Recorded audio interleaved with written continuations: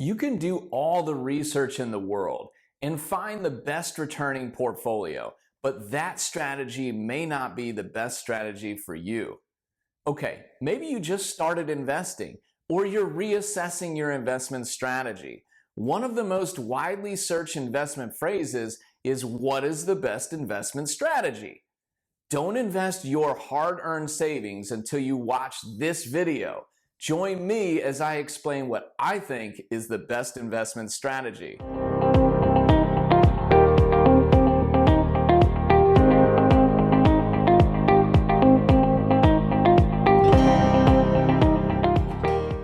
It's Colin Exelby here. I own Celestial Wealth Management and provide financial planning for business owners and their families that makes sense. The goal of this channel is to help you see the forest through the trees. Okay, maybe you just started investing or you're reassessing your investment strategy. One of the most widely searched phrases is, "What is the best investment strategy?" As a certified financial planner professional, I often get asked that question. It's important to remember that I am not specifically endorsing any of these strategies, and the factors such as your personal financial situation should play a significant role in your investment approach. All right, now that I'm done with that disclaimer, often one of two approaches is made toward figuring out the best investment strategy. On one hand, you have the quantitative analysts and professional money managers. They will point to decades of performance and risk-adjusted returns of different asset classes, trading strategies, or fund managers.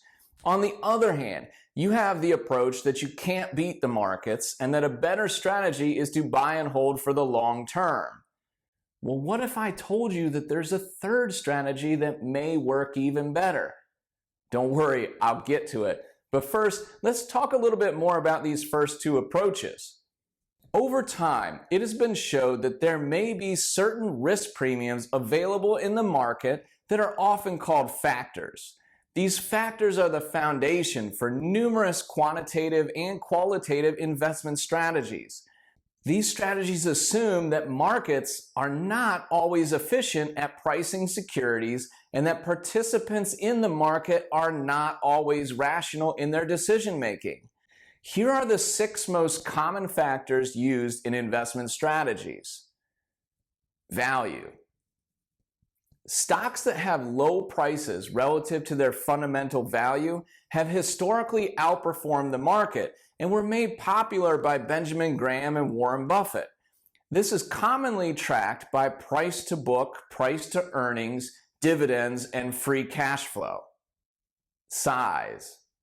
Historically, portfolios consisting of small cap stocks exhibit greater returns than portfolios with just large cap stocks, but they also have more volatility.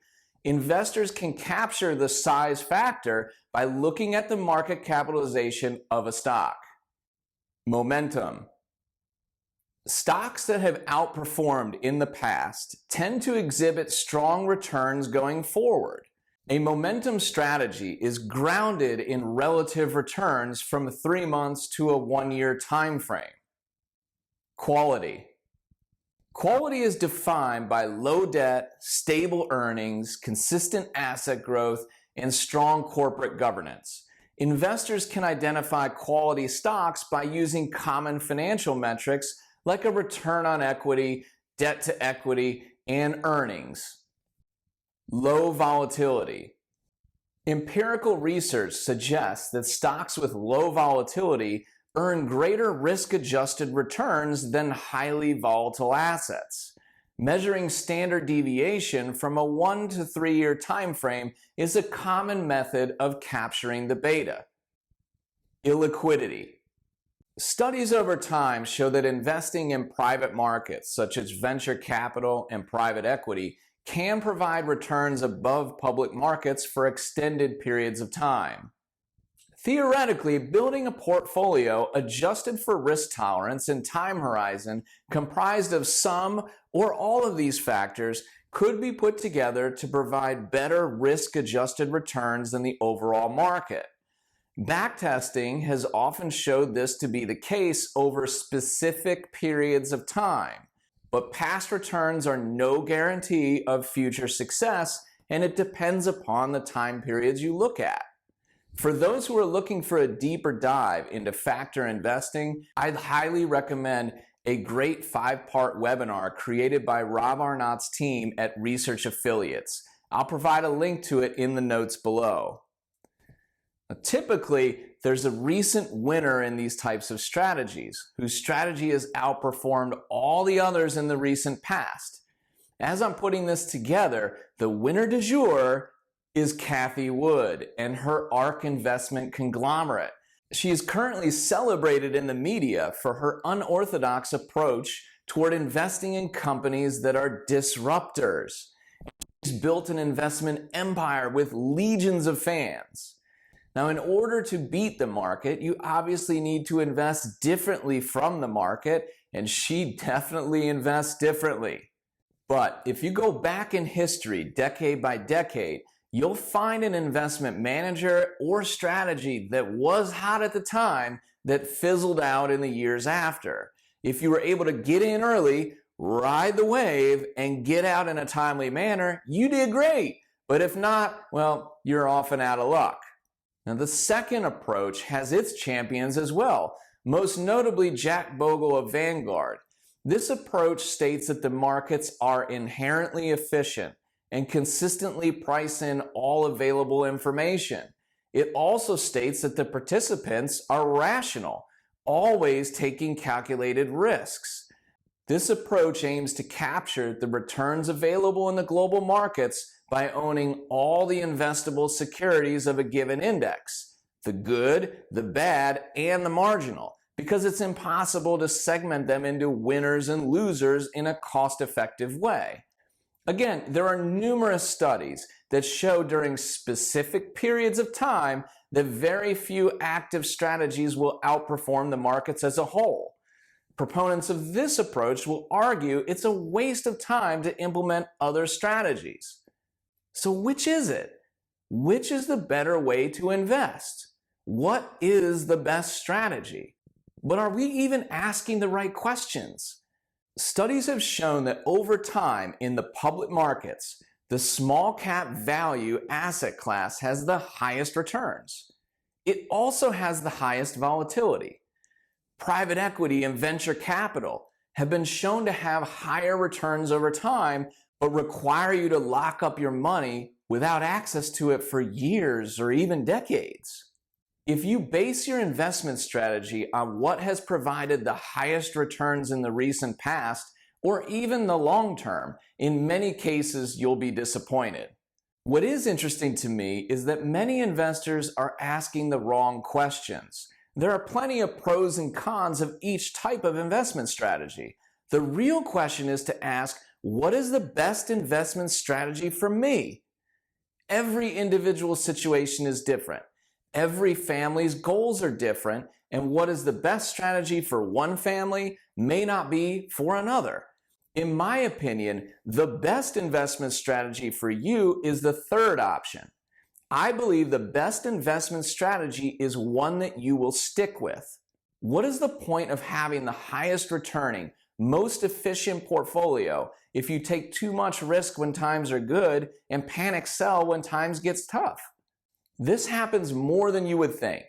It also happens more often with larger sums of money when we get closer to life events like retirement, because the volatility of an employed strategy becomes too much to withstand. Many investors ask the wrong questions.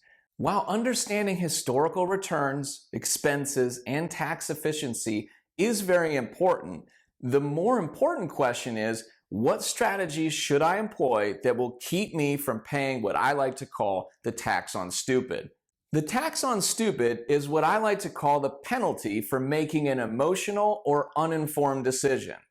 It's the decision we realize in hindsight was made out of panic, greed, or not doing enough due diligence. You know the ones. Investing too much in one company only to see it plummet in price or even go bankrupt. I can think of Enron and Eastman Kodak come to mind. Panic selling stocks in 2003 as the technology bubble burst right before an epic rally. Buying expensive real estate in 2007 because real estate never declines? What about panic selling stocks in 2008 as the financial crisis amplified? Or panic selling gold in 2013 as it fell from its all-time high? Or panic selling stocks in 2020 as the COVID pandemic reared its ugly head? When times are good, people often underprice risk because everything looks good and become too greedy. When times are tough, people often overprice risk and become too fearful. It's unfortunate, but it's human nature, especially when it applies to your hard-earned savings. In my opinion, there are many approaches that can work for your long-term goals. What's more important is having a strategy that fits your risk tolerance, your goals, and time horizon, and is one that you will stick with. That's where a good financial advisor can add value. I believe that coaching is one of the great keys to success. Working with someone who is disconnected from your money, but who puts your interests first and can help coach you through your financial life can add significantly to your net worth. In fact, Vanguard believes that too. They put together research that shows how a good financial advisor can add roughly 3% annually over time for many families. I'll provide a link to that study in the notes below. To sum up, there's many strategies that you could employ, but consistently searching for the best strategy may not be the right question to ask. Focus on a strategy that you can stick with in good times and in bad, that you understand and makes sense. Hey, if this video makes sense to you, please give the video a like. Also, sharing this video really helps my channel. If you think someone else would benefit from seeing it, just share the video with them. And make sure you smash that subscribe button so you're notified whenever I produce a new financial planning video. And if you do have any comments or questions that you'd like to add, please do so in the comment section.